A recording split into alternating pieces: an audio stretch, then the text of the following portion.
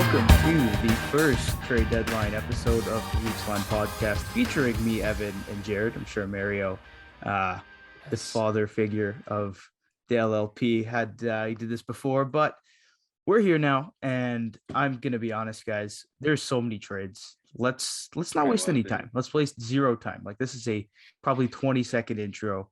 Let's jump right into it because, like I said, I think we're gonna do like 6 trades because around there, yeah. Today it was kind of boring today. I'm not gonna lie. I was at home. I like for the first time ever, I didn't have like class or work. I just fucking chilled there, did nothing, and watched admittedly a very boring trade deadline. I mean, Raquel got moved. Fleury got moved early in the day when I was still asleep, which kind of sucked. But yeah, oh no, I didn't get up early. But yeah, I got a trade at like 11. I wasn't asleep. I was maybe in my bed scrolling through TikTok. So yeah, let's start with the big one. The Arizona Coyotes claimed Hari Sateri off of waivers. That's massive. Moving mountains. Leafs legend. I don't even know who that was. I wasn't even surprised that it was Arizona. That out of all the teams, why wouldn't it be? Yeah. I made my TikTok review about that signing, and the title of it was "Harry Lasteri's a Leaf." Plan the parade? ? Yeah, he's absolutely gross, but he's no longer a Leaf. It's a shame. Pretty sad about it. Yeah. So I guess let's get the elephant out of the room of the way. Mark Giordano is a Toronto Maple Leaf. In that package is Colin Blackwell. So it's Giordano and Blackwell to the Maple Leafs in return for a 2022 second round pick, 2023 second round pick, and 2024 third round pick. So 3 pretty high pick, but who cares? Picks are magic beans. Let's just chuck it over and see what happens. Honestly, I think it was solid trade. I had an idea if you guys wanted to give teams grades. I probably should have read this through you guys, but like off the top of your head, give the Leafs a grade and then give the Kraken a grade. Sure. We'll start with Jared. He's always prepared for He's eager. Talk. Jared, ready. Let's hear it, kid. It's not an A just because, I mean, both of these guys are expiring after this year, so you can't exactly hammer them with an A if both of them end up leaving after this year and we gave up picks for it. But I'm probably giving it like a B+. I really liked the return here. I love the fact that Giordano got his contract retained by 50%. So his cap hit for this year is only $3.375 million. Not terrible at all. He's a veteran guy. I mean, he's only 3 years removed from a Norris Trophy, and sure, he's slowed down. He isn't quite the defenseman he used to be. But in the last full season in the NHL before COVID came, he was your Norris Trophy winner. So he has skill. You never truly lose the mind of a good defenseman, so he has that. And then Colin Blackwell, not at all a guy I'm going to claim that I knew a ton about, and not at all a guy I'm going to say was on my radar. But doing a little bit of digging after finding out we got this guy, he seems like a kind of undersized forward, but he's gritty and good defensively. So I don't hate that whatsoever. A solid guy to add into our bottom 6. Don't hate that whatsoever. And again, we didn't have to give up a single big name prospect and didn't have to give up a single first round pick. Not exactly complaining with this deal whatsoever. Hard to name it perfect just because these players may leave. But BB+ absolutely is where I'm nailing it. I like this trade. Yeah, no, that's a fair assessment. And I like that you mentioned Blackwell quite a bit because the Leafs bottom 6 now with Kasha and, well, I'd say Clifford injured, but Clifford isn't injured. He's just bad. And Simmons, I know, that's a weird situation. I don't know what it's about, but he's not playing either. He's on I think it's a personal leave. I'm not too sure. Yeah. So they need that help. And Blackwell is a guy that I think the Kraken took from the Rangers. I don't have it in front of me, but yeah, took him from he's a little player. Yeah, he can play. I think I read he can play all 3 positions, which is useful when you have a guy in your bottom 6. Evan, what do you think about the deal? Give him a grade. Yeah. Well, yeah, like first, let me just say the reason why Kyle Clifford was put on waivers was because if he wasn't, then the Leafs couldn't send him down the rest of the year to the minors. So, like, yes, he hasn't been great, but that's also just because they want the opportunity just to be able to put him in the Marlies. But in terms of the trade, I thought it was solid for the Leafs. I mean, they did give up 2 second-round picks, those are still respectable players in the second round. But I don't know. You guys seem very. Doesn't matter when it's your own team giving away picks, but when other teams give away picks, then you call it an overpay. But it's We interesting didn't give a just to first see. though. To be fair. I know, but most of the teams that traded away their first, they're not in that. Yeah. They're very similar in terms of where they're going to be picking most likely. But in terms of the trade, I think it was great for the Leafs. Colin Blackwell's great. I mean, he could score. Given he was with Panarin, but still think had 20 goals when he played with the Bread Man. Mark Giordano is a fantastic defenseman. I really want to see him play with Morgan Riley because I think that would be great. I kind of was having it out where he put Hall with Brody, Riley, Giordano, and then Liljegren and Sandin. I think that would be pretty good. And then Colin Blackwell can literally play anywhere. And I think he can really do the penalty kill too. I know Marner's been great, but when you're getting closer to playoffs, I think it's time for Marner to kind of step off the gas a little on the penalty kill because God forbid he blocks a shot with his knee and then, he broke a knee and now he's done for the playoffs. So I definitely think Colin Blackwell can replace him, but, knock on wood on that Marner doesn't get hurt. But I definitely think Colin Blackwell could be a great replacement on the penalty kill. But overall, I'd give the Leafs a B+, and I'd give the Kraken an A just because the Kraken now have 30 picks in the next 3 years. So I'd give them an A, just doing what Vegas did basically and accumulating a bunch of picks in order to now make a splash. Yeah, no, I agree with that. I think if the Leafs lose Marner for the playoffs, it's whatever. You don't notice anything. So it's the lowest hanging one fruit. less puck. It's a joke, fangirls. Relax. One less puck for the fans. Or the no fans last year. Yeah. But yeah, this deal also, I probably want to mention, they put Peter Marzik on waivers too. Yeah. So I think what they were expecting was the Maple Leafs to lose or what they were hoping for was to lose Peter Marzik and then what's his name? Sateri? Harry Sateri. Harry Sateri. Yes, Harry Sateri to be the Leafs goalie, which is a little worrisome. That's a doomsday device right there. And that's where I kind of wanted to get your opinion, Mario, because I know you've been pretty big on the goaltending. Yes.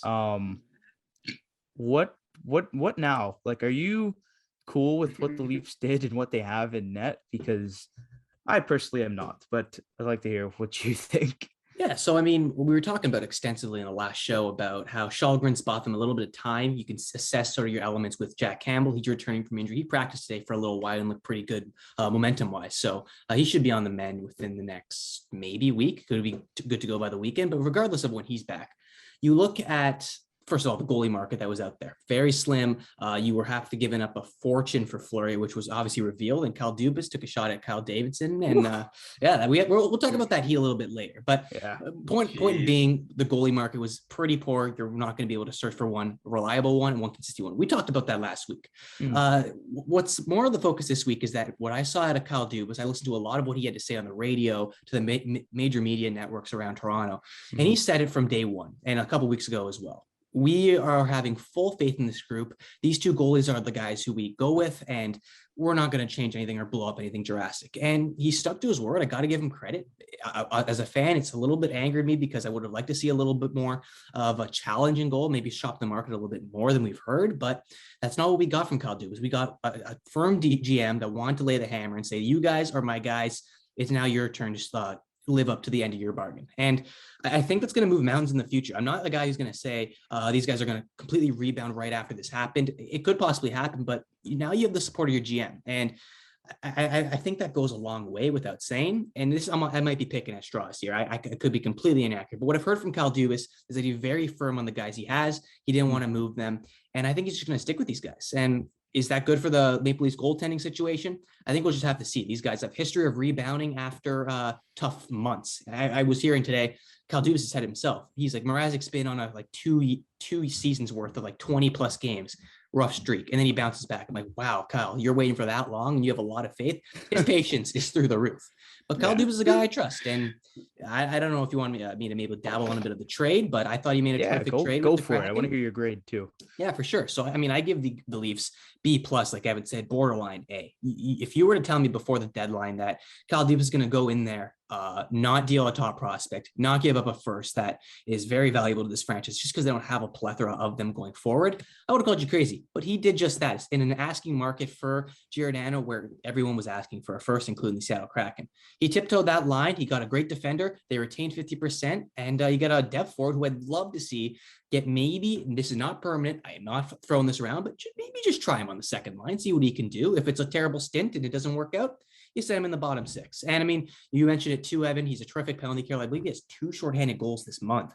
So he knows how to fill the back of the net when these guys are down. So I think it's a win for the Maple Leafs. I think it's a win for the Kraken, considering you know where they are. They've made it very obvious. We've read the words on the wall where they're just in a complete rebuild mode, and they're not gonna dilly-dally about anything. They're gonna sell off their guys that they got from other teams for their assets, for their own team, their future. That you could expect this team to be pretty in the basement for the next 2, 3, 4 years, but promising as it may be. You look at least what they did in 2015, they stacked up draft capital. Seattle Kraken are just the next team to do it, and there's going to be a lot of success down the road. So it's a win for the Kraken. I'll give them a B+ too. I'm going to give a B+ for the Maple Leafs all around, but no, terrific trade going both ways, and I cannot wait. And I'm sure you guys are like this as well, to see these new toys go to work Wednesday night. So that's the best part. That is the best part of the trade deadline. Let's be honest here. Yeah. You get to see a new guy, a new face. I looked at tickets. I'm not going to lie. I forgot who they were playing, but yeah. I don't know, $90 to like stand. I love seeing Jack Hughes too. I didn't realize it was them, but I like that's why all the girls are going to be there, man. You're competing with some hot prices. Jack Hughes is he's a good looking guy. So like I don't blame him, but he's also a fantastic hockey player. He's on pace for like 92 points, and Yahoo Fantasy he's on like a 77 own percentage. I don't know why, but I digress. I like Mario's evaluation of Dubas, where he said he's a guy who always has a plan. And unlike a certain Jim Benning, who was kind of, I'm feeling like we're going to go buy today. And then I feel like we're going to go sell. And, Dubas has a plan and he sticks to it. It goes back to the we can and we will thing. It goes to him betting on his goalies, even though why would you bet on these goalies why would you bet on these goalies? But he's betting on these goalies, and he's a guy who sticks to his plan. And I think part of his plan is the Toronto Maple Leafs have 3 roster spots now, 3 contract slots out of 50. That means they have 47 guys signed to the organization. And there is a certain league in the United States called the NCAA that is finishing up their season. The Maple Leafs have Nick Abruzzese at Harvard, smart guy, and a certain Matthew Nyes, second-round pick, United States Olympian, who is with the University of Minnesota. I don't know if it's Minnesota. I believe so, yeah. Okay, yeah. Whatever. Never heard of that school other than hockey. But tell me I'm wrong. Come on, it's just hockey. But yeah, I'm thinking, and you guys call me crazy, I'm thinking that Matthew Nyes is going to be our second line left winger in the playoffs. In the playoffs?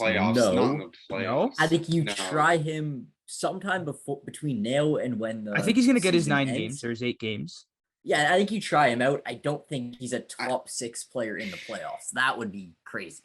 Is Alexander unless he earns it, but I don't think is Alexander Kerfoot though more proven than Matthew Nyes? That's fair. Like, I'd trust Kerfoot more to play with Nylander Tavares than a that's college player.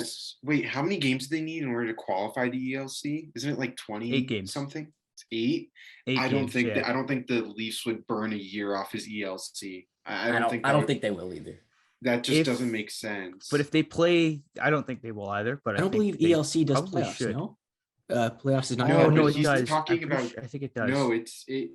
You have to just play 9 games in a season. Like I don't know if playoffs. I thought we I had mean, this it's still situation with Nick games. Robertson. And that's the thing. Do we want to run into the situation like we had with Nick Robertson and do it with if Matthew you're Nyes? the Leafs, That's you the- don't that's want the to question burn as well. an ELC now because you could easily get Nyes next year, and that could be his full year. And here's my counterpoint. What if Matthew Nyes is better? Are we going for it? Listen, I That's am so on the much train with you. We'll I'm wait for and that. see, but I am for that. That's Look at Cole Caulfield. I'm not saying Nyes is Yeah, better but than then he Caulfield, 'cause fell he's off. not. So like, Yeah, but look at him now. Now that he doesn't have a literal QMJHL I get coach. that. I get that. I mean, call me crazy. I just think there's more Crazy. pressure in Toronto than there is in Montreal, especially it's given pretty the comparable, to be I honest. They're don't very know. comparable markets. No, but like especially given the fact now that at least Montreal got to the Cup final. You could say it, however way they got there, they got there. I think bringing in Matthew Nyes to play a top 6 role against a team like Tampa or Florida, I think that would just eat him alive and then just demoralize his confidence. What if he flourishes though? Yeah, that's the thing. I don't know It's a if it's major really what if, worth taking the risk. Like that's just a huge what if. And then like you're saying, well, what if now he burns a year off his entry level? Like then it's not really worth it unless the Leafs go far. And like unless you see them going to the Eastern Conference Finals and beyond, I really don't think it's worth burning an entire year when you could have him make his NHL debut, get the solo lap, and then come in next year, maybe start with the Marlies and then work your way into the NHL.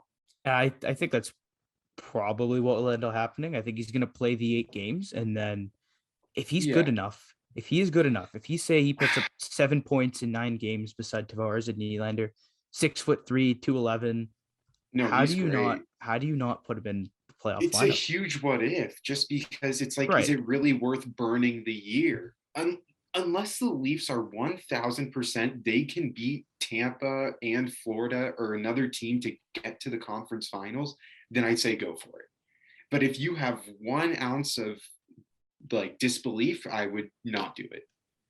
And That's I mean, fair. I've watched some of his clips with I believe it's Minnesota or Duluth. Yeah, Minnesota Duluth. It is He's yeah. good. He's He really is a great player. He's got some speed to him. He's just electrifying. I think if you put him in that lineup, he sticks with the 2 players, Tavares and Nylander. He's fresh out of the box. Nick Robertson was nowhere near fresh out of the box. He had a lot of injuries, a lot of baggage behind with his earlier stints with the Leafs, AHL stints with the Marlies, all that stuff.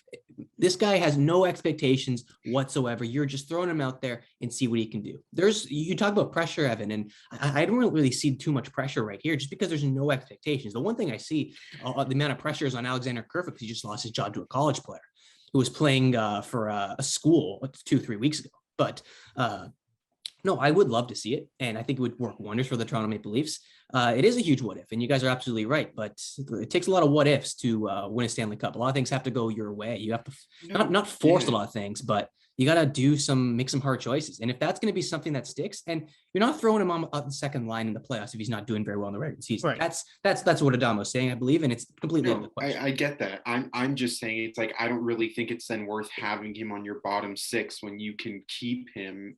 Like maybe you just healthy scratch him or whatever, at least let him practice with the team and then have next year start off in the AHL and then work your way up. Of course, legit anything can happen. Nobody thought Montreal was going this far, and who knows if the Leafs can go far. I'm just saying if Kyle Dubas feels an ounce of disbelief, I just wouldn't do it. And I don't think putting him in your bottom 6 would really be worth it. And one thing we do know is that Kyle Dubas is a creative cat, which we've seen throughout the extensive trade deadline today. So keep that in mind while we're discussing it, because that guy can pull strings. He can do whatever he has to do. And we saw it too with his cap gymnastics earlier yesterday. Holy cow. That was typical Leafs, typical Kyle Dubas. I've never seen that. They waited till the friggin' time to like, and they did it today too, eh? Like we waited till 2 p.m., which I have my opinions on. For waivers to come out. Waivers. That's what my boy. Yeah. Go on. Say the name. Hari Sateri. Hari Sateri.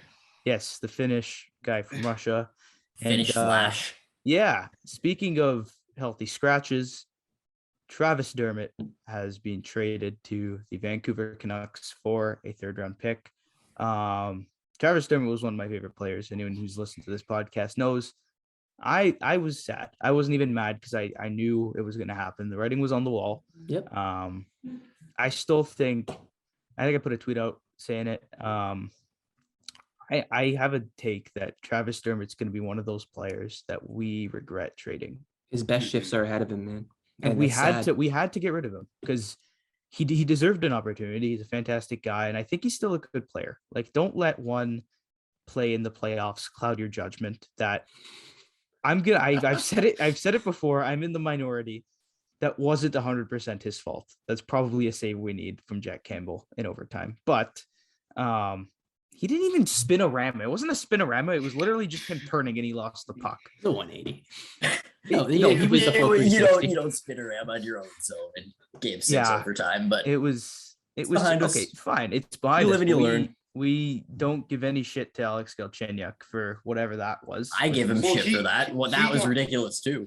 But everyone wanted to bring Galchenyuk back in the offseason, if you remember. Dermot's like, Galchenyuk thought he was still on Montreal. Like, he just had a little, miscue. Just forgot. Which was also 100 times dumber. I've never seen. Yeah, that was probably worse than Dermot. 2 seconds into overtime, like, it was brutal.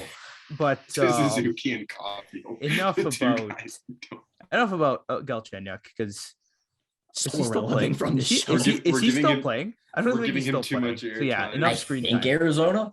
Oh yeah, because you all took Sateri from us, and not Marzik. Go versus the Leafs. Yeah, I don't know. Do you guys have any thoughts on this trade? I'm just gonna open the floor.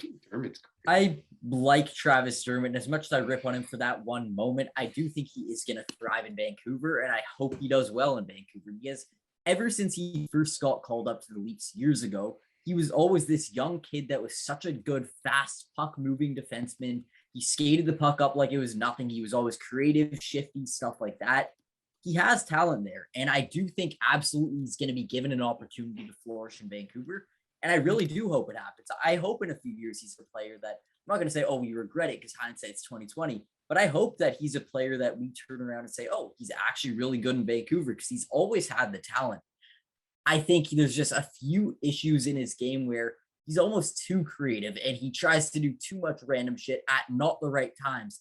His decision-making is questionable, to say the least. I mean, spin-a-rama in game 6 overtime, you just can't do that. And in general, he's a creative guy that will thrive in Vancouver. It wasn't going to happen on the Leafs. I mean, he had his opportunities, and I'm not going to say he blew them, but it wasn't going to happen with the Leafs. At this point, he became a 7th or 8th defenseman on our team. And I'm happy that he's getting an opportunity on a worse team with a very much struggling decor, where he'll be given an opportunity to play with some great talent. And I hope and I wish him the best. It wasn't happening in Toronto. And it sucks because he grew up a Leafs fan, and I wanted to see it work out. And it's almost, they were saying this on the Steve Dangle podcast, that game when he came in and scored his first ever goal, that was such like a hopeful moment. It was like the 2018 season. We were just on the new upswing of our franchise and of our core, and there was so much hope in Leafs Nation. Yeah, I thought. And little did we know what was coming next. It a little bit heartbreaking that now pieces that were so hopeful and so hyped up have to be kicked out the door, but that's just how it works. We didn't get it done in the playoffs, and ultimately he's a guy that isn't getting an opportunity in our lineup, and I hope he finds an opportunity somewhere else. Yeah, I'd have to agree with everything you say. He's a phenomenal human being too, and I'm not just saying that because he went to Book Brothers. He's a Book Brothers boy, so there's always a connection there. It's like Mario with Mangiapane. Mr. Mangiapane, yeah. Homage. Yeah. So last thing on this whole Leafs thing, then we're gonna get to the NHL, the rest of the NHL. I was doing some, as one does on their free time, creating Leafs lines. I'd like to know, what do y'all think? I'm putting you all on the spot here, and you're going to be held to it if you're wrong. What do you think?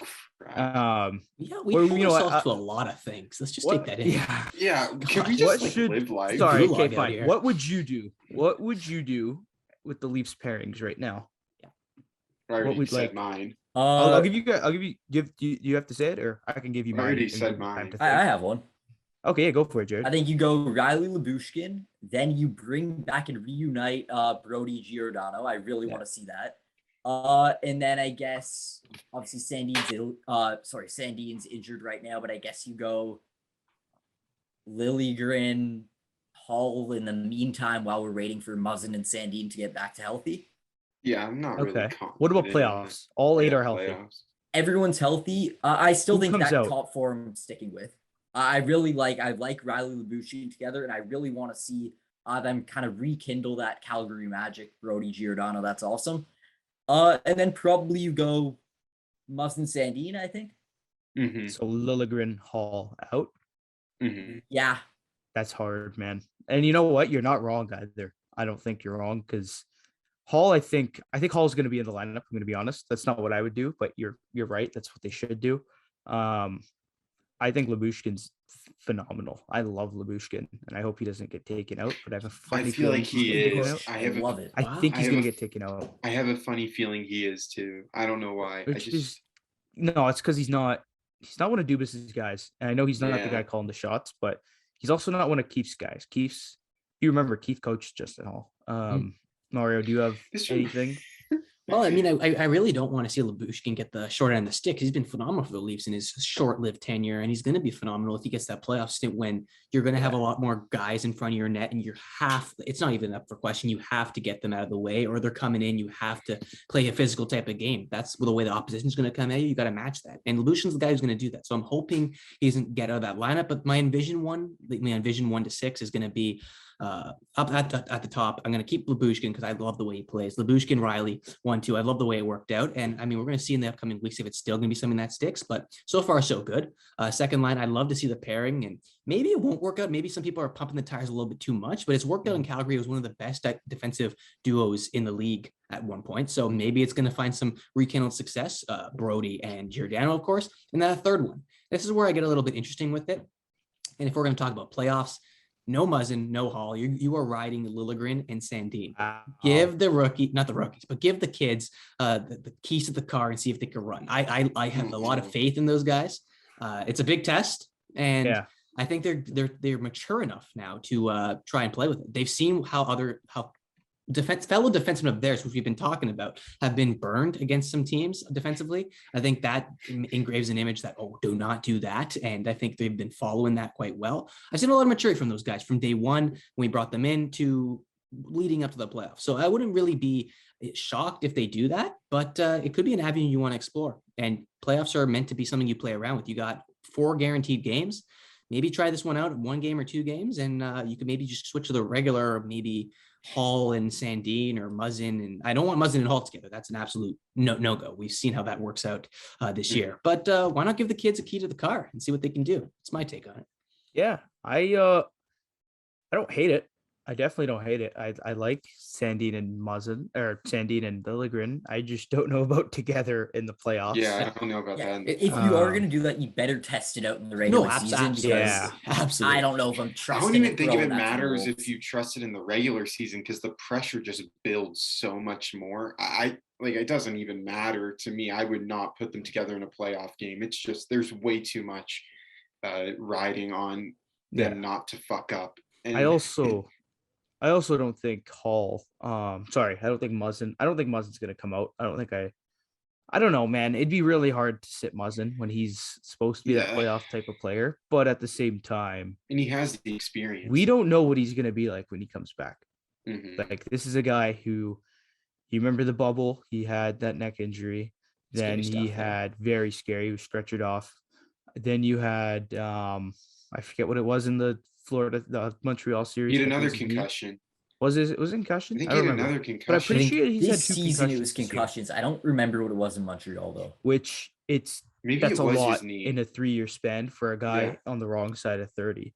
So I think we can put a bow on the Leaf combo, right? Mm-hmm. Can I ask one quick question? And this could be just a yes or no kind of thing. So I want to hear your guys' thoughts. I kind of made mine pretty clear, but has your perception on Kyle Dubas changed at all after this trade deadline? in a good way or a bad way? Has it bolstered your view on mean, him, or are you a little bit hesitant that he wasn't able to go all out and spend? Like that's been sort of the radar I've been gauging the Maple Leafs Leafs Nation with. Some of them are really upset with how Kyle Dubas handled it. He didn't go out for the guys. Personally, I would have maybe like to see maybe one more small defenseman try and who maybe did you slot guys in there. want? I was so maybe I wanted like a hoping Mayfield or one. a big body guy, but I'm not terribly one. mad. Like I like Giordano. yeah, I no, wanted not a mad at forward. all with him. Guys, Who we did you have want? we have 8 NHL defensemen. Like we're gonna slot Mayfield in, and then like Justin Hall becomes our number That's what I'm 9. saying. Like I Oh, you mean wanted a trade one out? defenseman instead Oh, of Giordano, but we ended up going for oh, Giordano, so I okay, don't hate it. okay. Because I like wanted everyone's anyone, and I actually had a thought. I wasn't gonna say it on the podcast, but now you bring it up. I don't like what he did with the goaltending because his Yeah. bet. I don't feel bad about losing Henry Satari. God, we say him so much on this podcast. I don't feel bad he hasn't about even losing played in him the NHL. because, Well, he's played 9 games like 7 years ago in and Florida. I don't feel bad. I don't feel bad that we lost him because if that was our fix, that was Dubas's. Okay, I'll give it a shot, and I think it was a we shot in the dark lost. with him. A very big shot in the dark. If it And we sticks, it lost it. You sticks. knew the rule. I 100%. Kyle knew the rule. No, Kyle 100%. knew he could have lost this guy, and lo and behold, He tested his he luck. did. He did. He tested his luck. He swung and missed, and that was his half-ass attempt at a goalie. And I'm not going to say half-ass because we don't know the behind-the-scenes stuff, but I don't know. I like that he has a plan. I like that he stuck to it because it's also what he said in the post-trade deadline presser. He was very adamant on we had a plan, and we don't care what Tampa did. We don't care what Florida did. We're going to stick to our plan. Our plan was to get Giordano and Blackwell. Maybe not Blackwell. I think it was just Giordano, but we went and got him, and that was their plan, and they stuck to it. I don't like that a goalie wasn't a part of their plans, which he's made very clear. Yeah. Mm-hmm. Like even a third go get another David Riddick. You remember when they did that? It blew up in their not face, that. but I mean, it could have. Who knows? Go trade for Wedgwood or Vimelka I was you gonna know. say Hammond? this. Hammond was there. I was gonna say this. Like, it was interesting when Anton Forsberg signed his contract because I thought then that meant he was gonna get traded. I thought he might have gone to Toronto. I'm actually like I'm really upset that Dubas didn't get a goalie because the fact that you're betting on Marzik and Campbell now into the playoffs, like you're asking to get gentlemen swept or even swept, depending on which team you play. And guys, like an offense can only do so much and a defense can only do so much. If your goalie can't stop a beach ball, like that's not it. And when you're going up, I know Florida's bad defensively, but they do have the most goals by like a landslide.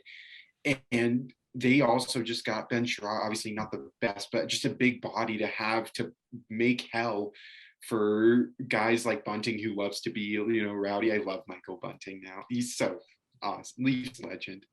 Yeah. But, and then when you look at Tampa, I mean, Tampa, like they grabbed any and every, we'll obviously get into their trade grades and all that, but they grabbed as many pieces as they could in order to make sure that they have the best opportunity to three-peat. And the fact that Kyle Dubas just is continuously betting on Marzik and Campbell, and then the fact that you waive Marzik, like, and then you don't do anything else, I think that's why Leaf fans might be pissed because we even said it. They've only had 1 month where they've had it above 900 save percentage. Like, that's not good. And the fact that Fleury went to Minnesota for a conditional second that becomes a first if they go to the conference finals, like there's definitely some miscommunication as to what that deal was. There's no way that what is being reported is true if Fleury went to Minnesota for just that. Like there has to be more to it other than maybe the fact that he didn't want to go to Canada just with the cross border and stuff. But that rumored one included Hagel. It was Hagel and Fleury for like no, Nyes. I get that. That's just even that is still just ridiculous. I agree, and I'm happy that Dubas said no to it. If it is true, which it probably isn't, but it just seems like some sort of misreporting because there's no chance that that's the deal, and you didn't even get a legit first round pick for Fleury. It just didn't add up to me. But no, I could see why Leaf fans are upset. I would be upset that my GM this far into the season still thinks I have a shot with Marzik and Campbell. Well, if they catch lightning in a bottle, who knows? That's what he's banking on, though, and he's made it very clear. I know, but like, the Leafs aren't in that position where they can really like bet again. Like, they're 3 years away from possibly getting blown up with all these contracts leaving. You're not going to re-sign every guy. That's just it's not how it works. Like, they only have 3 more years left of all Matthews, Marner, Nylander, and Tavares. Who knows if one of them leaves? I guarantee you there's a team waiting to sign Nylander. And I'm gonna bring up quickly a conversation we're not really ready to have, but he put his job on the line today. He's betting on these guys, this man. season. Like I don't know if I go this far this season, but this could possibly be something that really blows up with him, and this could be a really bad blemish on his resume. Because listen, Evan said it best, and they haven't had an above 800 save percentage or something like that 900. Sorry, an above 900 in. I think they've only had one of them. November. Since November, their best month in franchise history. I see what Kyle's doing, and I'm really happy he's doing it. But if this goes wrong, this can have very detrimental effects. If they lose in like 7 or something like that, if the goalies can't even handle it, if Campbell or Marzik, whoever is your starter, cannot handle anything and they don't rebound, man, I don't want to have that conversation now, like I said, but it's going to be a lot of fingers pointing on Dubas. Why didn't you go all out and make a deadline move? Because this is the only thing that will hold in water to him now. Oh, yeah. And you're right. His ass is on the line. No, he put himself on the line. He bet on his team, and let's hope it pays off as Leaf fans. But yeah, that's how the cookie crumbles sometimes. He's making a bold not a bold statement. And he's going to have to live by the sword and die by the sword. But let's talk about some guys now. I think you got him queued up. Some other guys who've moved some different directions and some pretty interesting trades at that. So let's kickstart that one. Yeah. So this one, it is about to be 2:49. We are going to spend no more than 3 minutes on this, because if you want to hear more about it, you can go to the last video where we thought it was official and it wasn't official, but then it became official. Rolling of emotions. But oh my God, it was a roller coaster. But if anyone doesn't know what I'm talking about, the Florida Panthers have acquired forward Claude Giroux, a 2025 5th-round pick. That is, I think that's like is that a 07? Jesus Christ. It's like an 8th grader. Yeah, what the hell? Connor Bunneman and German Roops. Whatever. They got Giroux. And in return, the Flyers got right winger Owen Tippett, a 2024 1st-round pick. I didn't even know that. And a 2023 3rd-round pick, which actually doesn't feel like a lot. We're going to play a quick game. Well, I guess we know it wasn't overpay or underpay, guys. Did the Panthers overpay or underpay? Underpay. I think they got just right. I don't know. I think that was a pretty solid. I think that was a pretty solid. Return going to Philly? The return, yeah. I mean, Owen. I'm a fan of Tippett. Yes, Owen Tippett. I really like him. It's just it wasn't working out in Florida. Yeah, sometimes Philly, redhead, red shirt, orange jersey. It pairs beautifully. He looked sweet. I don't know if you guys seen it. Yeah, he looked good. Him and he looked pretty good. Yeah. But no, it didn't work out in Florida. So I wouldn't say that this was. I mean, this was definitely a prospect they were okay with losing. Fair, and I think he's a very skilled guy. I mean, you see his shot. Like, this guy's a sniper. He's amazing. I remember back in the 2017 draft, this is a guy that was hyped up. I mean, not that he fell crazy low. He was expected to go somewhere around the 10s. He ended up getting picked like 11th or 12th. But he's a guy that has a lot of skill. He's a sniper and a half, and he's a great player. As you mentioned, it wasn't working out in Florida. He just had no room to really thrive on that lineup. So I'm happy he did get traded the other way. And if he could end up turning it around and being the forefront of Philadelphia turning around their core, then maybe it ends up aging well. But right now, today, compared to the way that people are throwing around 1st-round picks like it's nothing, I think they could have got more. I mean, they got 1 1st-round pick, so it's fine. It's a conditional one, so it's either they got a 2024 1st-round pick or a 2025 1st-round pick, which, I mean, these are kids 2-3 years younger than us, which is absolutely insane. And what are we doing, guys? It's absolutely crazy. But yeah, like Owen Tippett is the one thing that if he turns it up, then maybe it ends up aging well. But right now, today, considering how much teams are throwing around first round picks, I feel like they could have got a lot more. The fact that Florida, on top of getting Claude Giroux, also got two prospects. I think that's a little bit crazy. It's not a crazy, like as Evan said, he said it's just right. I don't think it's quite just right, but I also don't think it's crazy out of value. I think it's somewhat close. If Owen Tippett could actually live up to his potential that he had when he was drafted in 2017, we'll have to wait and see. But as of today, I'm like, they could have got a little bit more. Yeah, wow. That's I think it's fair. I don't think we have to spend much more time on it. Like I said, if you want to go see our assessment of it last video, because we actually thought he was going to Florida, and you want to see what we thought the fit would be like. Live reaction too. Pretty much live reaction. It was live breaking news that I got Drew have actually broke, but it's in the last video. Let's talk about another deal that happened before the deadline that we missed. I think it happened a day after.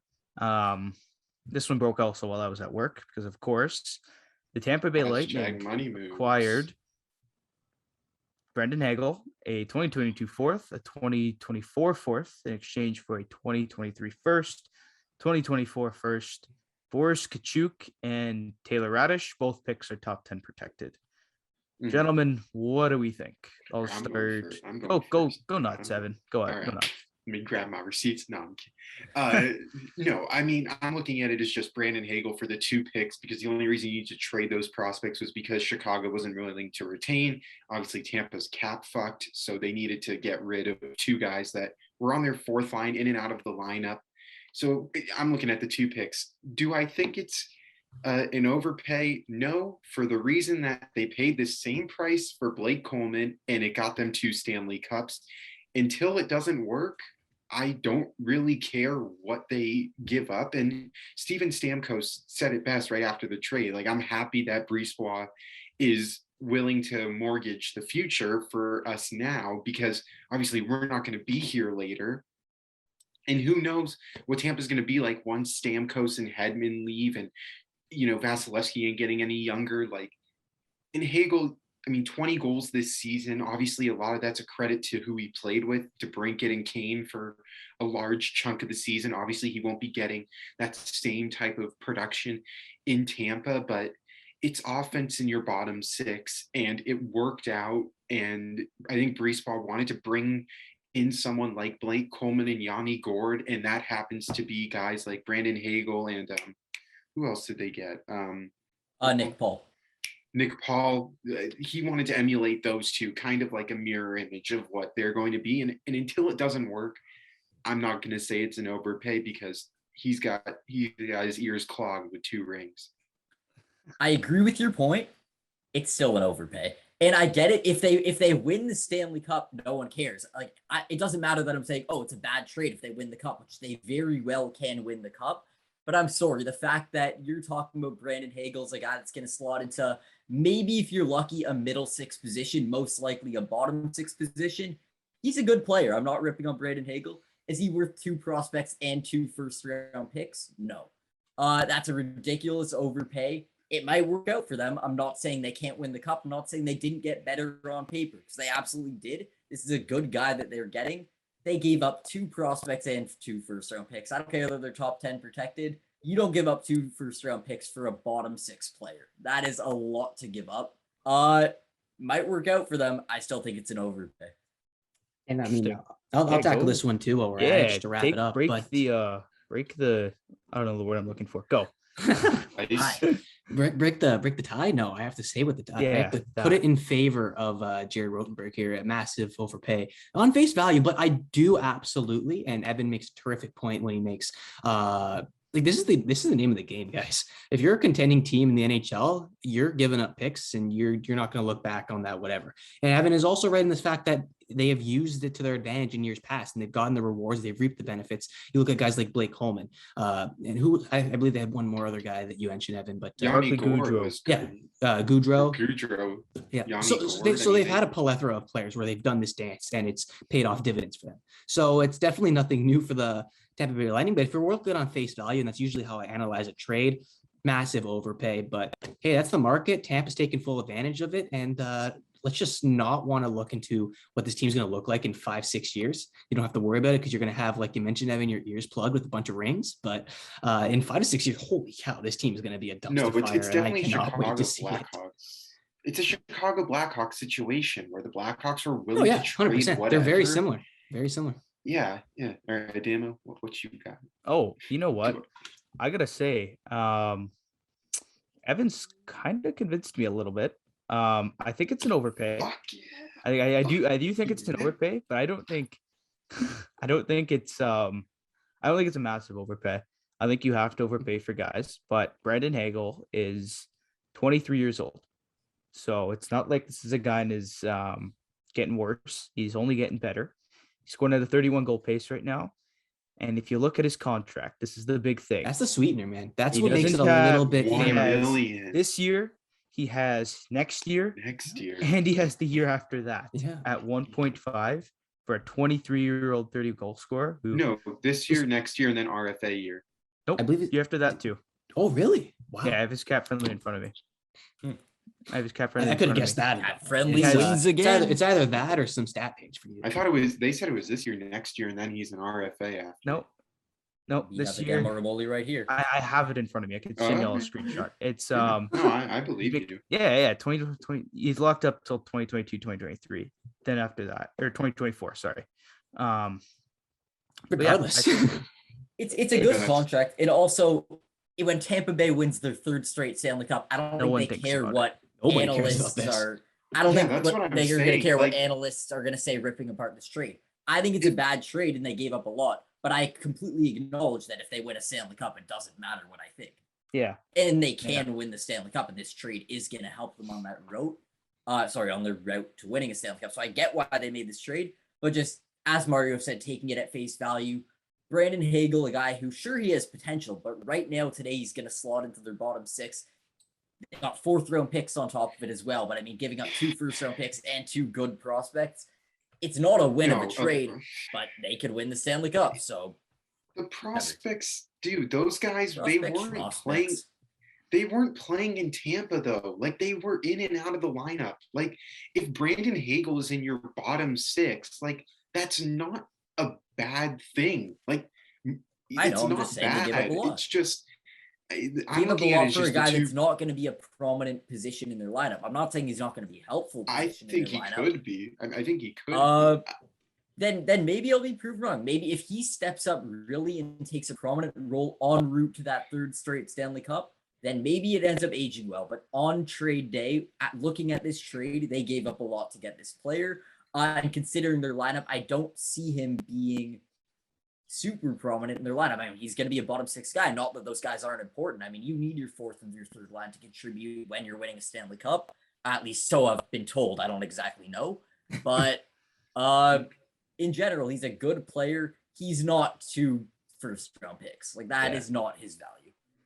And I got to say one thing on this trade, and it's kind of like the Chicago effect, like we were talking about. Stop helping Tampa. I'm so tired of Why do you gotta make a trade with them? Like, please, fuck anyone off. but- Stop like, it. There's another Florida team like 20 minutes down the road. Go there. I don't care. And I'm sure Tampa wasn't the only one ready to give him like just 2 top 10 protected firsts and like C-level prospects. Yeah. You know, God, it just it's annoying because Tampa also went and got Nick Paul. We're not going to talk about it because it's Nick Paul, but It definitely sorry, helps him though. He has 2 first he's a good names, player. He's a so great that player. kind of tells you And everything you scored. need to know. He is He's 2 first the names. first guy since Sidney Crosby to score the golden goal for Canada. Hey, you know who because- got an assist on that goal? Andrew Mangiapane. Andrew Mangiapane. Of course he did. Of All course he roads did. lead back to Bolton, baby. Well, they don't. It's No, they don't. There's only one. the roads. They don't. There's the one main road. There's only That's one. what they lead you to get out of. Yeah. Yeah. Right. I don't know. I was just annoyed that Tampa made another trade, and we have more trades to get on, gentlemen. And so, Absolutely. quickly, let's get your winners and losers from that trade. Mario, go. Who won? Winner would be immediately the Tampa Bay Lightning, obviously, but the absolute winner would have to be the Chicago Blackhawks in the long run. 2 first-round picks, can't go Yeah. anywhere against that. And you got to, I know the prospects are measly, but they're prospects, and If there's a prospect, there's a chance. There's something there. So win for Chicago for sure. But no, that's just my take on it. Jared, what about you? Jared, give him a grade. You kind of took the words out of my mouth, Mr. Host Groove. So, I mean, Chicago will be the winner of this trade eventually. Today, Tampa got better and they may win a third Stanley Cup. So, I mean, that's the biggest winner of the trade you could get. They may win a cup out of it, but Chicago still made the better trade.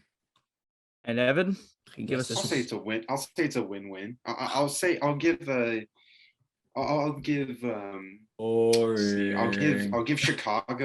Chicago an A+ because you get 2 first-round picks out of it, and I'll give Tampa an A because they're going back to the system that worked before. So I'll go with those two. And two first-round picks out of a guy that was, I believe, a 6th-round pick or 7th-round pick, something. He was pretty late. Incredible value. It doesn't matter as long as you get drafted. It's pretty interesting to think about too. How you recycle that. Pavelski was a 7th. True. Martin Brodeur was last pick in the draft. Yeah, Lundqvist was a 7th. You know, I'm sure a team would have given 2 firsts for him if he was trade available. And Harry Sateri was a 4th-round pick in 2008. Now look at him. Look at him now, shining for the Coyotes. Okay. Coyotes legend. The Chicago Blackhawks weren't done there with their making trades. They traded away their star goalie, Marc-Andre Fleury, for a conditional first-round pick to the Minnesota Wild. That conditions on that first-round pick is, Chicago's 2nd-round pick in 2022 is conditional, becomes a first-round pick. Minnesota makes the conference final, and Fleury wins 4 games in the 2 rounds. So basically, if Minnesota makes the conference finals and he's the starter, they get a first. And if not, it's a second, which I don't know. I don't really have an opinion on this. Devin, you normally pretty passionate about random shit. Yeah, random.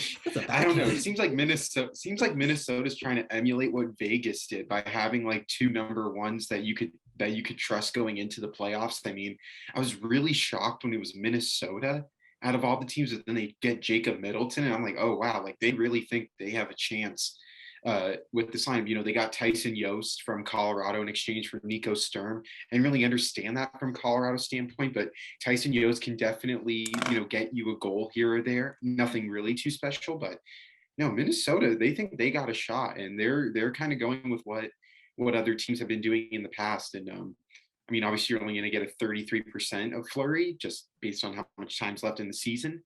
But no, it's a great pick. It's a great trade to only give up 1 pick. And if it's your first rounder, and if you're confident that you can even make the Western Conference Finals, then who cares? Like, the pick doesn't matter then.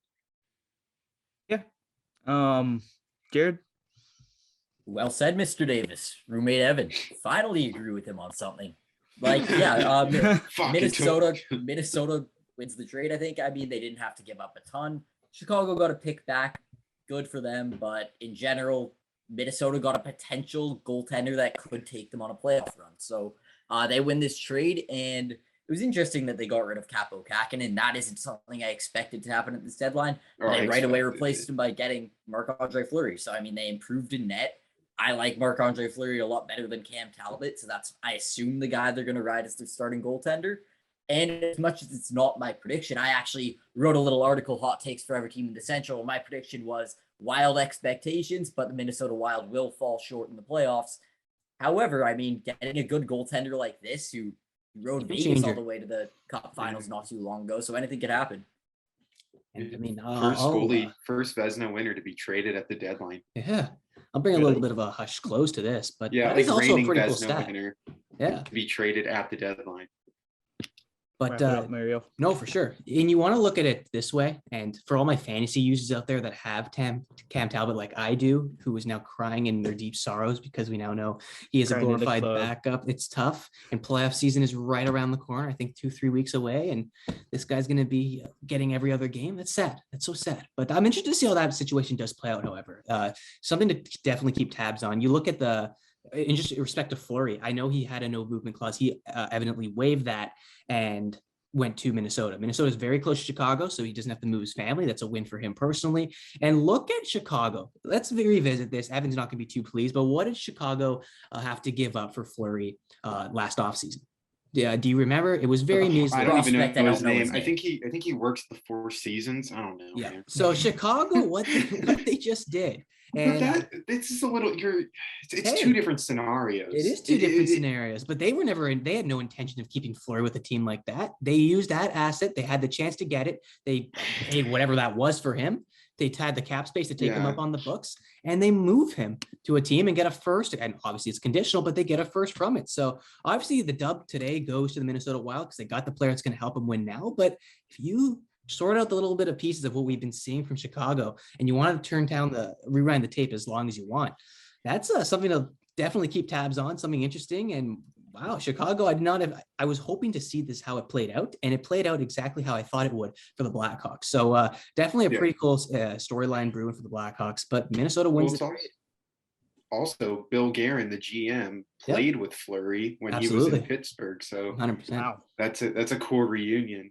It's a cool trade. Yeah. Interesting. Thing on Chicago, they don't have a first round pick this year. Do you guys remember where they traded the first round pick? Ooh, some early trivia hitting the books. Yeah. Interesting. It's gonna make Wait, you. I'm sorry. Repeat that. It's gonna make you laugh. The Chicago Blackhawks don't have a first round pick this year. Sorry, I should say they do have a first round pick if it's top two. If not, they don't have a first round pick. Do you know who top has two? that Like Is it second overall. anything to do with the Leafs? Or- No, it doesn't. I thought you were gonna pull up like a I'm sorry. David Repeat the Clarkson like question here. 2012 trade or The something. Chicago Blackhawks do not have a first round pick this year. Who has their first round pick? Where did they trade it? And for what? Seattle will be an accurate guess these days. No. No. I give up. Okay, No, it's man. been too long. The Columbus Blue Jackets have it. Was it for Panarin? Oh, Seth Seth Jones. Jones. Seth Jones. Seth Jones. Panarin. No. Seth absolutely Jones. So I was going through their pick closet, and it's pretty bare, believe it or not. The first round picks that they got, they'll probably have Minnesota's this year, barring they make it to the conference finals. What I'm noticing, like what most teams did actually, and they were talking about it, is they're 2020. They want 2023 picks, not 2022. Because that's Bedard. Because they're deeper, the Bedard draft. So the Blackhawks, they might not have a first round pick this year, which is wild to think that they just sold Hagel and Fleury and won't pick in the first round. Honestly, like this draft isn't that great compared to I shouldn't say that, fuck. But it's not as deep. No, probably not. It's like Wright, Savoy, like Lambert, and God. One of my buddies might get drafted, so I remember the World Juniors preview. That's like all these names, like the Slovakian guys. That was a fun ride, man. Short-lived. Hey, but it's back. we're revving the engine got back shut up down. one day. Coming up Where is back. he? Edmonton? I'm gonna be at Edmonton camp again. during the World Juniors. That tough. is so weird That's to think tough. about. Oh, that hurts. Dude, honestly, that could be so dope. Like you all just Actually will be kind of cool. Like, I mean, that's how we watched the Stanley Cup Finals. Like, basically, we gathered at the counselor's lounge and they put it on a projector. Granted, it froze every 3 seconds. We were literally in the middle of nowhere, like Bancroft, Ontario. But whatever, we found a way to watch the Stanley Cup Final. I'm sure we'll find a way to watch Canada at the World Juniors. But in the summer, too, that's a little strange. August.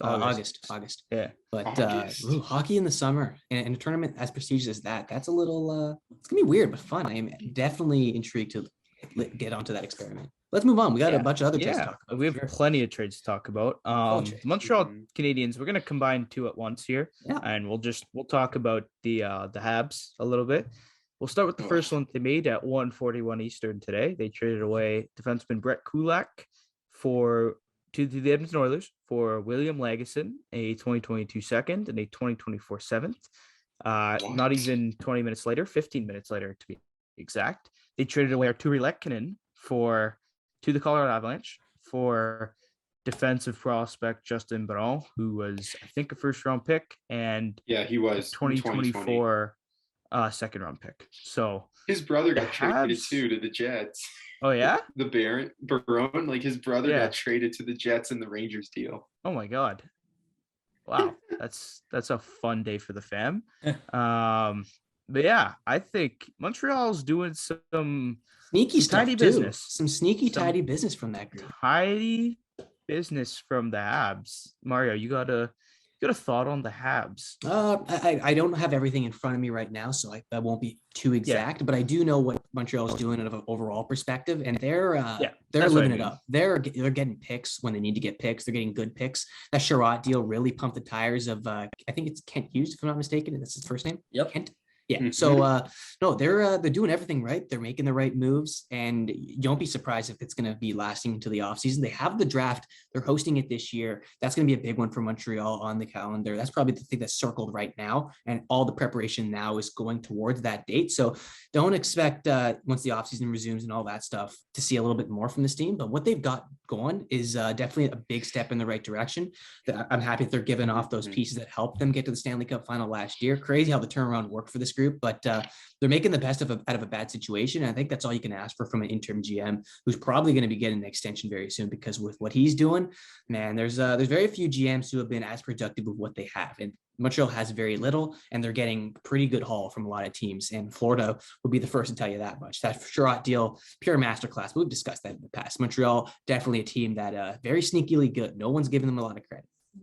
Yeah, I'm not gonna lie. I'm a little bit scared. The last team. No, I mean like next year, not this year. This year I don't care. I mean, like, I next year, a few years from now, though, they're gonna be scared. They suck. Especially when they start drafting with those picks, though. That's exactly what I mean. Once these picks start to come in to their own, and they already have a not so bad prospect pool, if I'm not mistaken, they could quickly turn around. They're doing some tidy business there.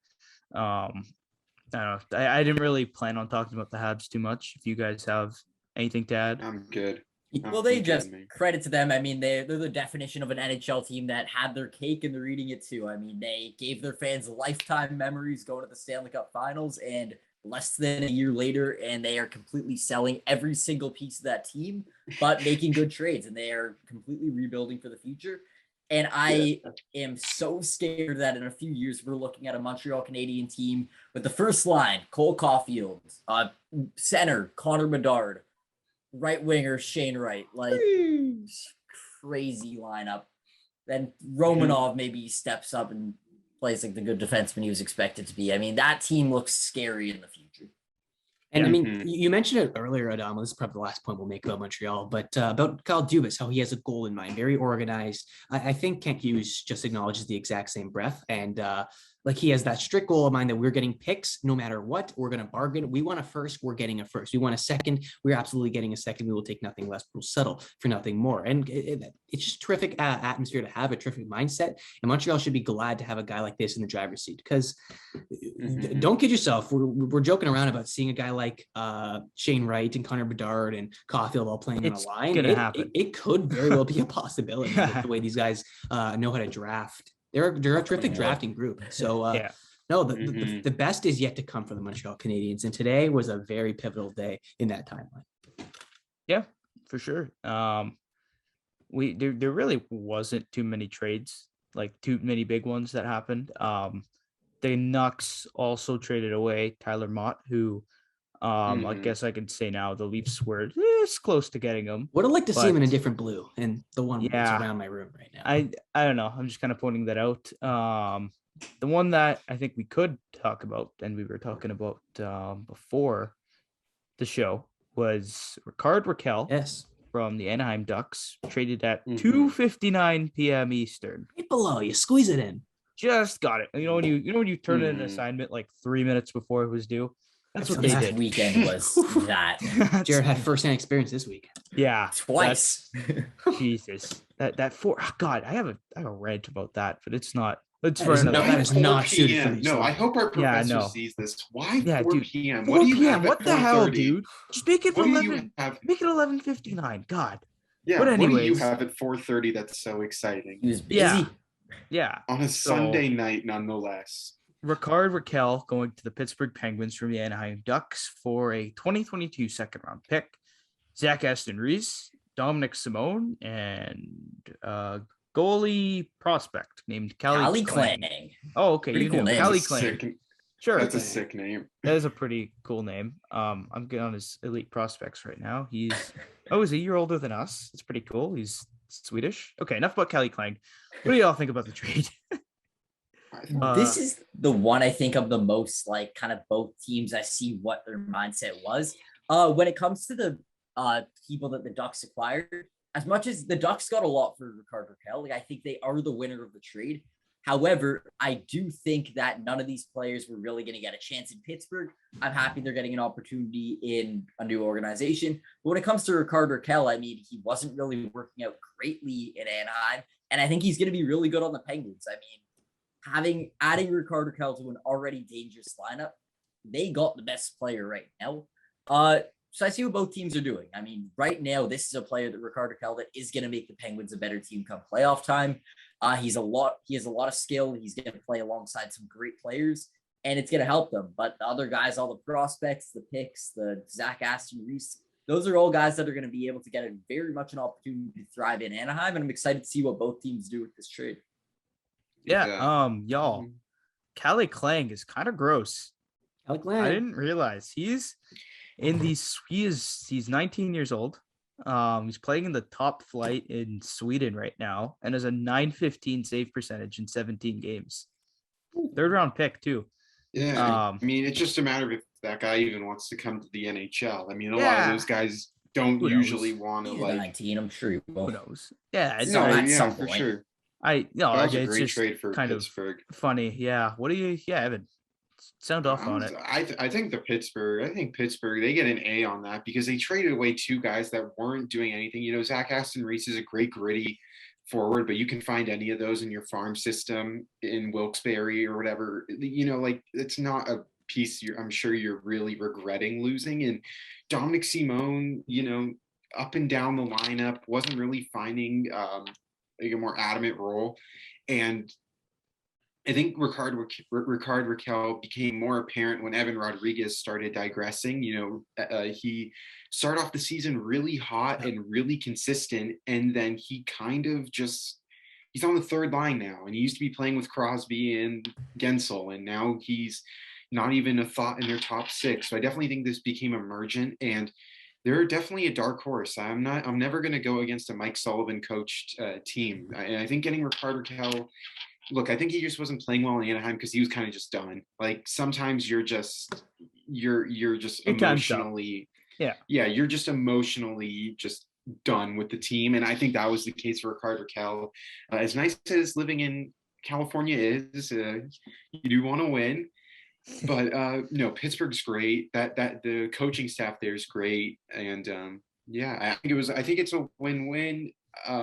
Maybe a little bit more Pittsburgh side, but with Anaheim, they're rebuilding. So anything you can get really for a guy that you were going to lose in free agency, I think is a win for them.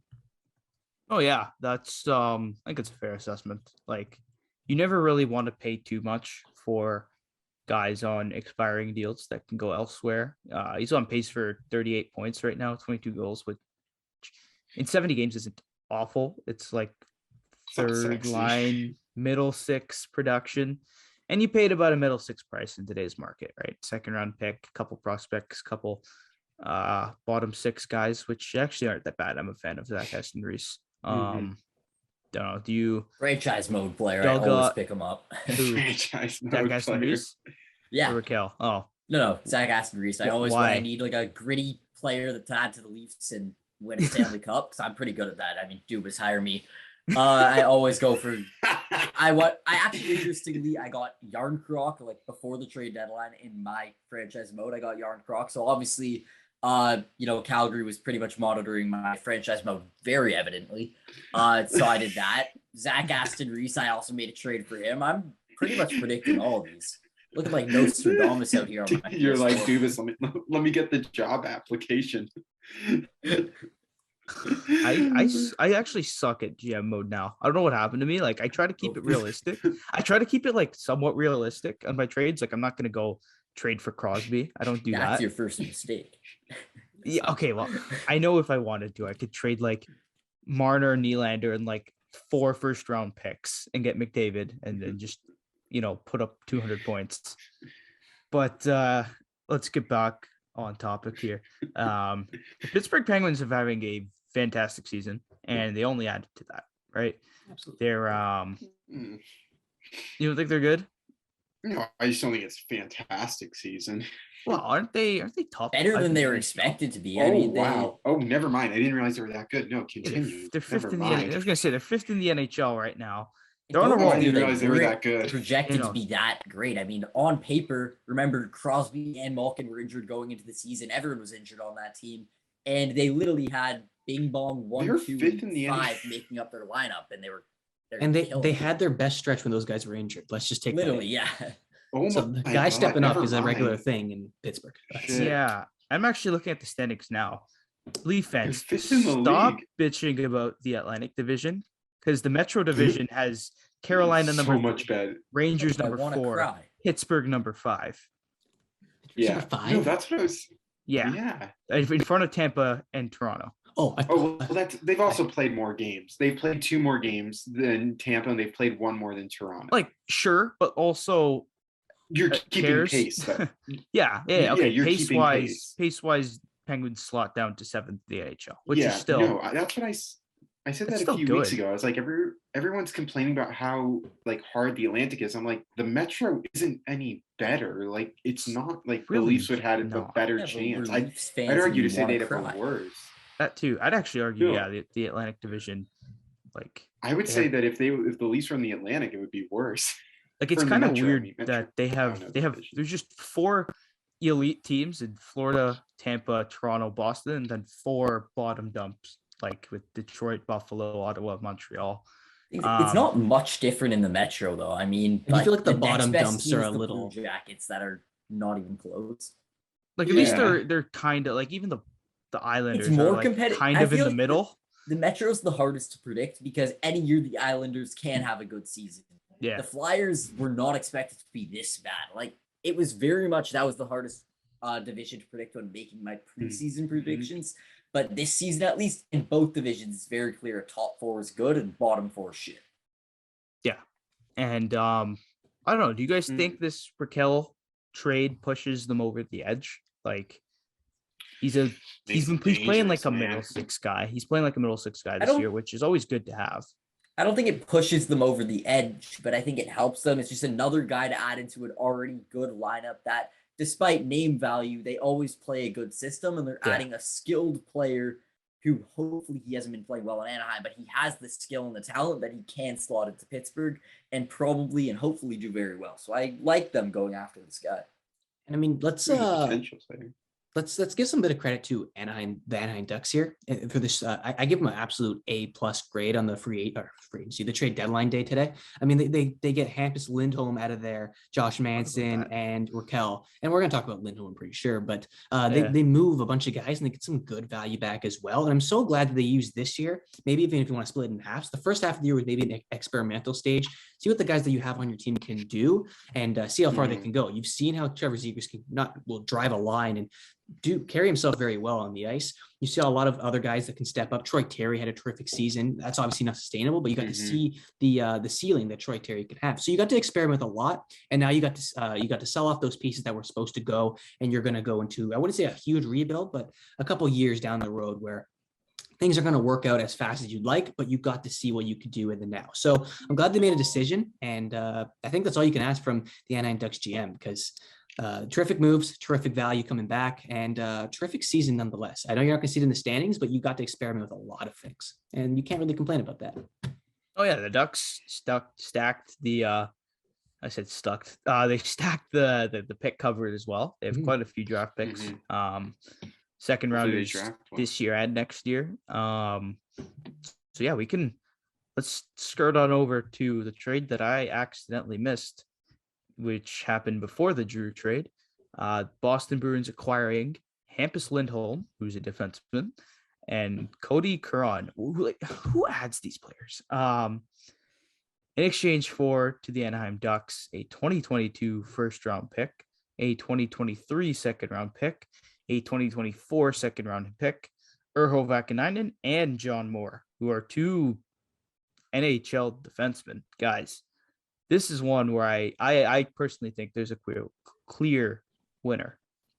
Evan, I know you liked the trade. Do you want You want to talk about that one? I didn't realize how old he was. I didn't realize how old Hampus. Oh yeah, Lindholm was. I should probably mention.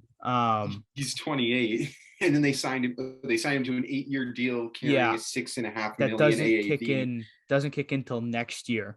He will be making 6.5 million for the next 8 years, which is, man, that can age pretty fine. Get your bag, but holy cow, that's a lot. That's a lot of money. No, it's a lot. It's definitely. Can you guys hear me? Yeah. Okay, good. Sorry. No, it definitely is a lot, but the one thing that I loved about it was that they didn't give up any of their own defensemen. So, there's definitely a win there. And look, we're talking about this as Anaheim hasn't been the most motivating place. I'll tell you one other thing, man. I've been to the Honda Center recently. Like when I went when the Leafs played the Ducks, there were 11,000 fans, and I feel like they added an extra one at the beginning. Like there are no fans in Anaheim. It is so unmotivating playing there, especially as the home team. There's so many empty seats. It's in a horrible area. It reminds me of Ottawa. I've said this before to you guys. It reminds me of where the Senators play. It's in a horrible spot. Unless you're from Anaheim, you cannot go to a game because my dad and I went. It was 45 minutes there and 45 minutes back.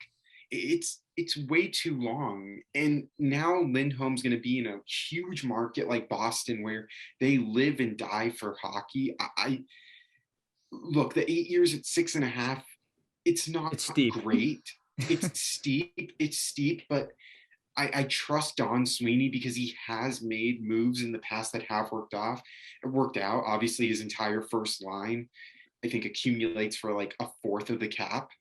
So that worked out. Lindholm will definitely be on the power play 2, potentially power play 1 with McAvoy. Yeah. They're definitely going to get a lot of use out of that 6.5. You're just paying him that much it's like kind of like Gio, how Giordano's getting paid this much, and given how old he is. But I think they're just looking at the potential offenses. His defense isn't great, but he's a size, he's a big body, and I like him. I really like Boston's defense with McAvoy, Riley, who was it that they traded? Urho Vakanainen and John Moore. Okay, I don't even know who John Moore is. He ain't even worth it. No, he's like a number. He's 30, like a veteran guy, whatever. I think just the way that they're going to use Lindholm, he's worth the money. And I just think they didn't want to see what free agency was going to be like. And they needed another defenseman. So if you have to overpay to secure him, then fuck it. They have the cap space too. They're really good at signings. Yeah, I'm a fan of the deal for both teams. I think it's a little bit of an overpay on Boston's end, but we've seen that defensemen are getting overpaid, I guess, in trades and also on the free agency side. Jared, you had a thought on this? Pretty much. I mean, I think that Anaheim wins the deal, but it was a lot further apart before the contract was signed. Now that they signed Hampus Lindholm to, sure, it's an expensive extension, but it still is an extension, and they have this player. He's 28 years old. They have him for the next 8 years at 6.5 is expensive, but it's not breaking the bank either. It's not terrible, and he's a good, serviceable defenseman to add to an already good defensive core. So I don't hate it for Boston, similar to what Evan was saying. It's a good trade. They got a good player. They gave up a lot, absolutely, but as you mentioned, that's what the market's like right now. I don't like it. I would be mad if the Leafs gave up this much, but I'm not a Leafs fan. Sorry. I'm not a Bruins fan. I'm not a Bruins fan. Clip that. Maybe by mid-April, you won't be a Leafs fan. We'll see. You know what I meant. I'm not complaining that the Bruins gave up a lot.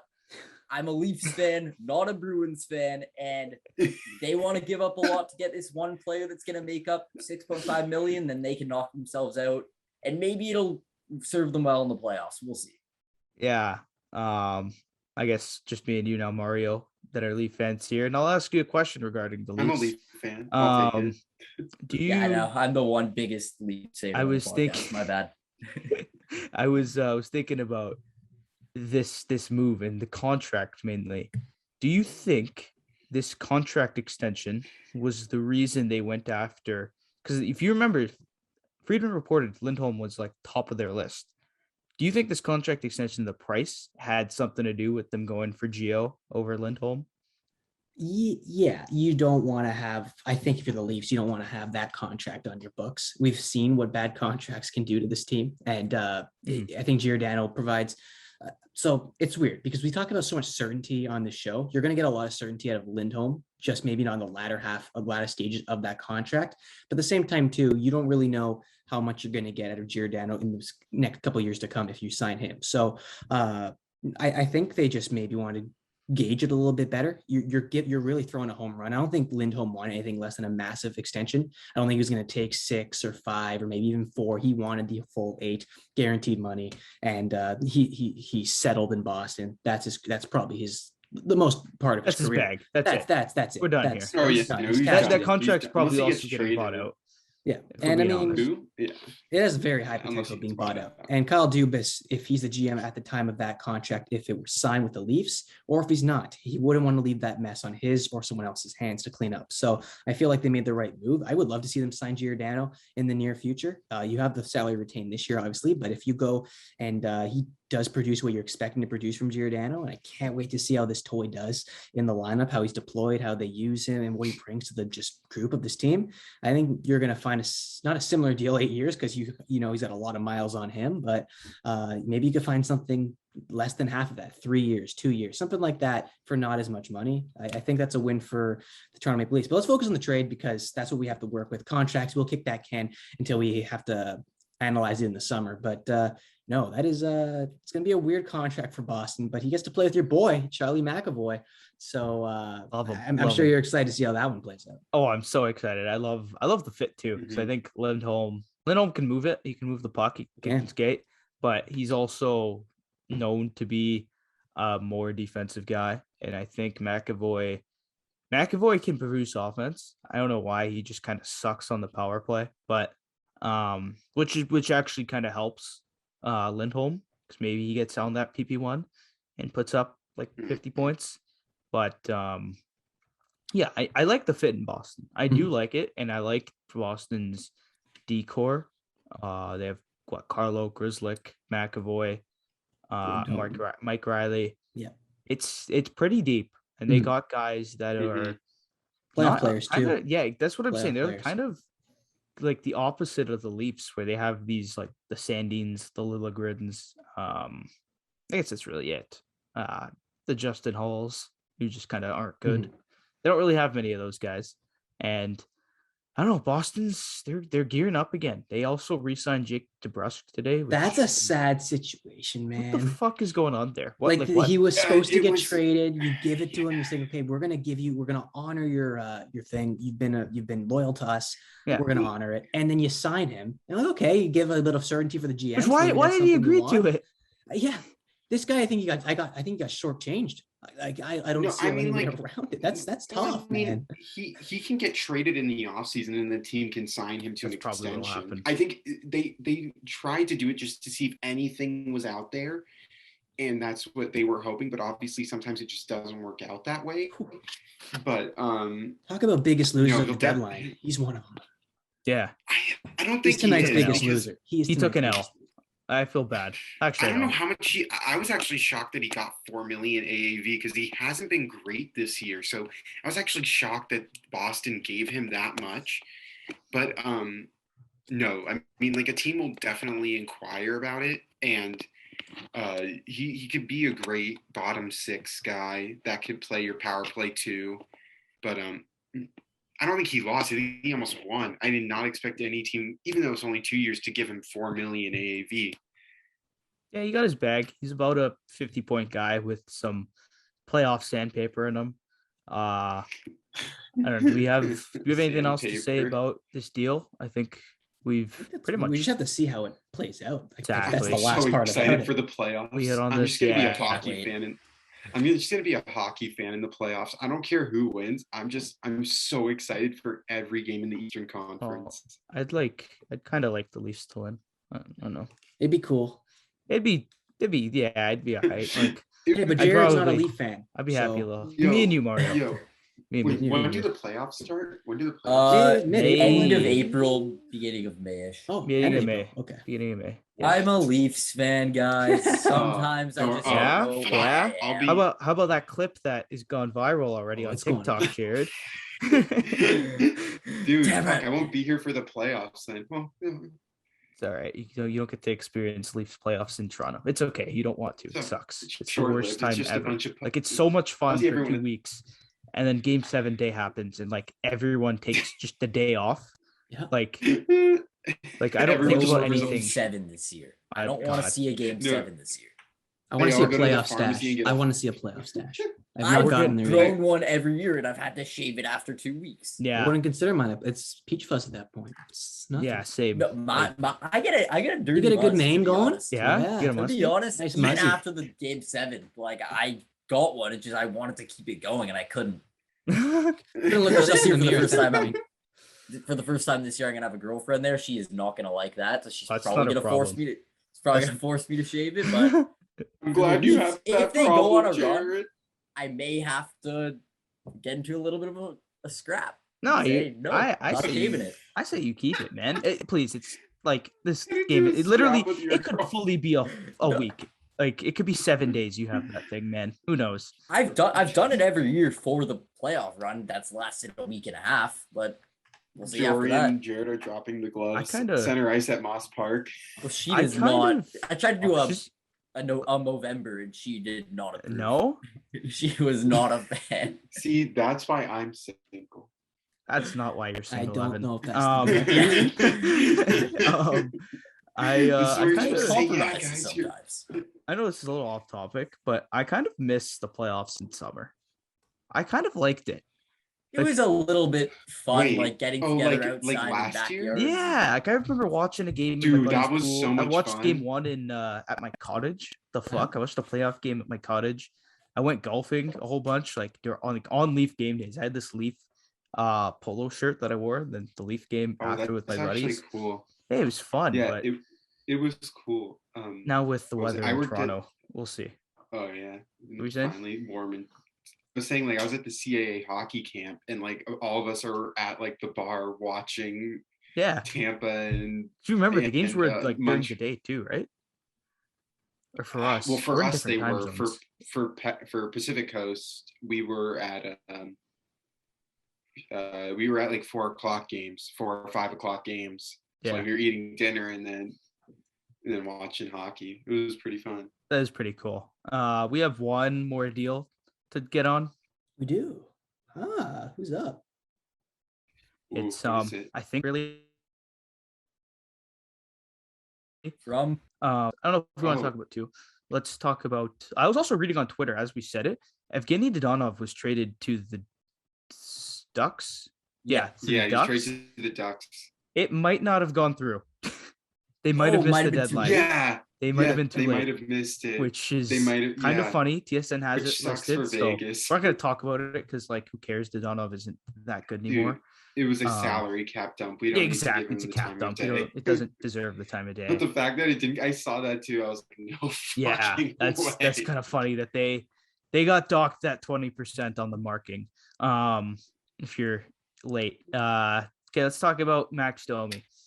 He is the newest member trade. of the Carolina Hurricanes. Him and Tyler Mhm. Inamoto for Aiden Hrischuk. Hirschchuck. Evan's Hrischuk. friend. Hershey Bear. Friend of the show now. Welcome, Evan Hrischuk, newest Columbus Blue Jacket. And it was Evan- a three-way trade, and who else It was, involved? and of Leafs course, legend. the Florida Panthers acquire forward Igor Korshkov from Carolina and a 2022 Leafs sixth-round pick from Columbus to retain Florida retained salary. How did they have salary to do this?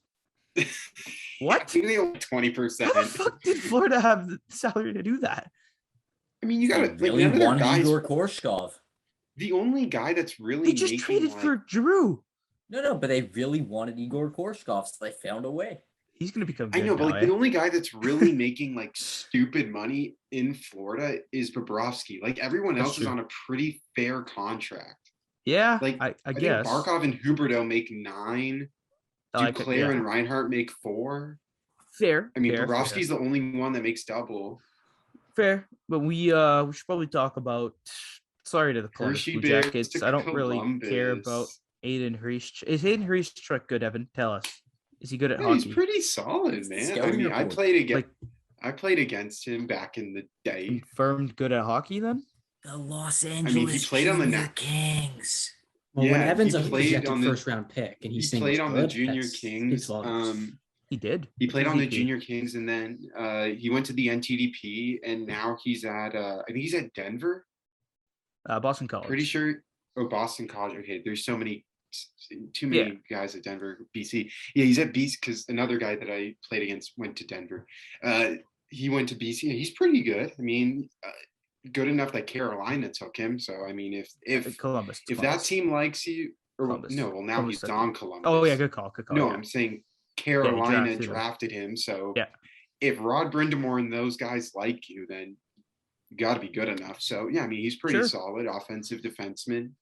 Yeah, he's a third-round pick in 2019, but that's not the guy we're here to talk about. We're here to talk about Jared's least favorite player, confirmed. Max Domi going to the Carolina Hurricanes. Jared, sound off, kid. I mean, I wanted him on the Leafs. I think he's a good player.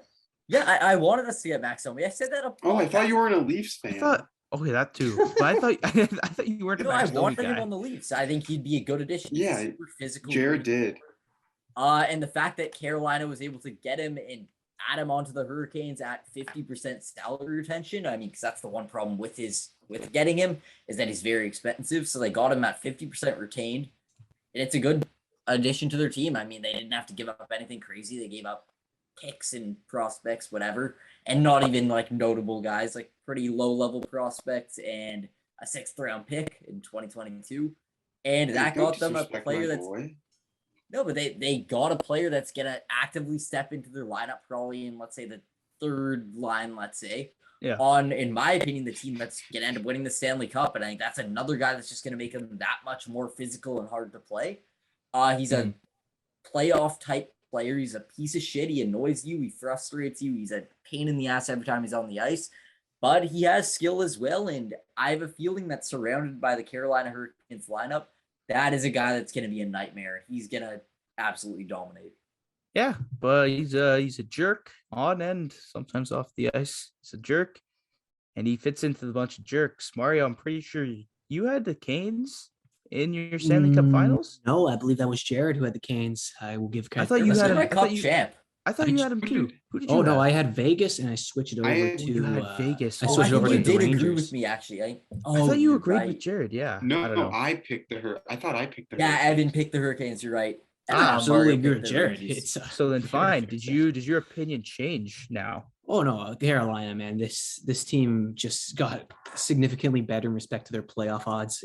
Max Domi is going to be an absolute game changer out there. You mentioned how he's a jerk. He's going to fit in very well. And credit to the amazing segue from your part, Mr. Romoli, a bunch of jerks. He's going to be a great player for the Carolina Hurricanes. I can't wait to see it. I do not like Max Domi at all. But again, I would have loved to see him in Toronto. He would have been a perfect guy to have on this team. He's a perfect guy. You love to have him on your team, hate to play against him. And every other team that is going to go up against the Carolina Hurricanes are going to hate to play against this guy. He's going to make your game a living nightmare. He's going to be in your face all the time. And he's going to score some goals that are going to be crushing. They're going to suck the air out of the entire arena, whether you're in the opposition building or in the home crowd. He's going to be a terrific guy for the Hurricanes. A terrific guy for that group. Yeah, I was on the Max Domi. I've been on the Max Domi train. That's one thing I've always wanted. Like even in the off season, I'm like, bro, go get Max Domi as your 3C and can play 2 left winger. Would have been nice seeing another Domi in Toronto, but sometimes you don't always get what you want in life. And I think with that, I think we could put a bow on this podcast. We hit on everything. Do you want to talk about Andrew Kopp? Is that worth it?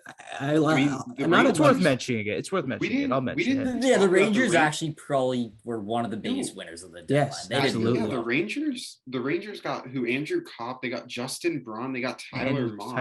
Tyler Mott. Yeah, let's just talk about the Rangers deals. I'll quickly name them off for the viewers. Can I do that quickly? Yeah, for sure. Okay. They started off with holy shit. They did a lot. they traded. Oh no, it was last year. On the 16th, they got Frankie Vetrano, which we actually didn't talk about, from Florida for a fourth. Tidy business. They got Justin Braun from the Flyers for a third. Tidy business. They traded away Anthony Bitetto and Nick Merkley. They got Nick Merkley, who's a prospect with some character issues, if I'm not mistaken. I think that's Ryan Merkley. Or is that Ryan Merkley? Ryan Merkley, yeah, the Sharks defenseman. Okay. I think he's the one that had character issues. Sorry. Yeah, whatever Nick happened or to Ryan. I don't know. Whatever. They got Merkley. And then they went and got Tyler Mott for a fourth. More tidy business. And then the trade of the day that came in at 4:16 p.m. because that's just allowed.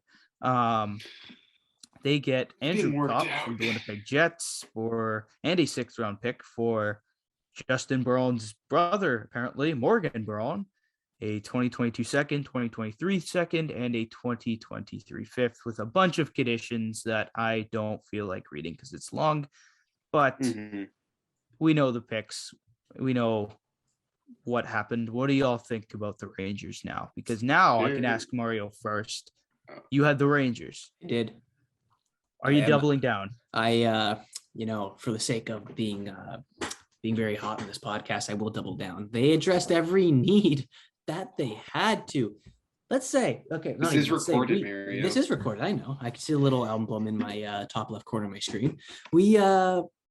He's the best goaltender in town by a wide margin. You got Shesterkin, very capable, more than capable than any other goalie in the league to steal a series. So you got that locked down. Never had to worry about that. No deadline stuff had to worry about that. But what you did in front of him, you addressed some depth defensemen. You had you had Fox up there who, you know what you're going to get from him, terrific goal scorer, but you didn't have necessarily the guys who could lock it down on the deep. Jacob Trouba took some massive steps forward to be a leader on that team, a leader on that back end, and I thought he did a terrific job so far this year. But you still didn't have the little pieces in the bottom six, that D, that could really hold its ground. Now you do. You add Braun, and you add I believe they added another defenseman, if I'm not mistaken. What's his name? Why am I drawing a blank? Well, regardless, they shored up the depth defense there. And then the big question was the depth forwards. We know what that terrific lineup top can do. We know what that power play can do. We know what the big offense is for the New York Rangers, and that's going to get them there. They're going to live by that sword, and they can die by that sword. But now they have an extra edge on that sword, and it's the depth. Lafreniere and Capo Caco had not been it, and I am surprised this is probably going to be the last trade deadline we see Lafreniere in some Rangers uniform, because he has really been struggling a lot over this past couple I think we said earlier on the podcast, something came out where it was like his first power play goal in over 100 games. First power play point in over 100. Not even a goal. It could have been a goal, who knows, but no. If it was secondary, man, I'd be really but whatever. That's even worse. Yeah, he has not been performing at all for that group. So I count those guys out as qualifications for depth pieces. You don't have much in the depth circle. You get Kopp, and Kopp is a very inserting guy where you can insert him in the top six and he can be effective. You can insert him in the bottom six and he can be effective. So I think it's a perfect price you paid for those guys. I think there was a couple of deals where like one pick goes the other way. So you're being really efficient, very resourceful, and you're addressing all the needs. Come on, it can't get any better for the Rangers. They obviously improved their stock towards a long playoff run. And call me crazy, but this team has the capabilities, and it's going to lie in the hands of that top offense and Shesterkin. But now you have a little bit of other factors that if those things, one of those jets go out and you don't got them all firing on all cylinders, you got a couple guys who can step up and get the work done. I'm really interested to see how Andrew Kopp does in a Rangers uniform, because I feel like he can work wonders in the depth position there. Yeah, and they got depth now, and that's a scary thing, because we were kind of questioning their depth. Frankie Vetrano being added. Vetrano was the piece I missed out too. Another interesting guy who can work it down there. Oh yeah, great day for Italians. Vetrano and Reeves on the same team. Wow. Yeah, I'm crazy. I like Frankie Vetrano. Do you guys have anything else to say about the Rangers? I think Mario kind of summed it up. Holy shit, this team looks pretty deep. They probably won the deadline. I mean, they did amazing. The only reason them or Montreal.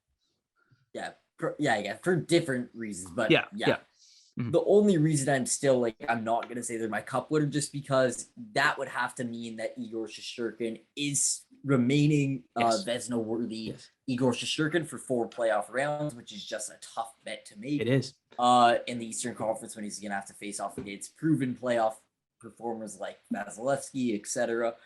So it's not my prediction. However, you're not crazy for picking it, because the way they added at the deadline, and already the star power and the talent they have on that roster, they addressed all their needs. I think they did very well, and that is a team to keep an eye on. Again, not my prediction, but they could end up winning a Stanley Cup, because that is an amazing team. Yep, fair enough. Now I think we're touching on 2 hours now. I think it's ready to. Let's put a bow on this. Let's wrap it up. Thank you guys for listening to I don't know what number episode it is. It'll say in the thumbnail. If you want to read stuff about us, you can find it like down there, or like on the logo on your screen. You can't click on it, which would be cool. Get that cool. YouTube. But dynastysportsnetwork.ca. We got articles, we got TikToks, we got Jared's face on his TikTok. He has his own page. It's so cool. Thank you guys for listening. Take care. Peace.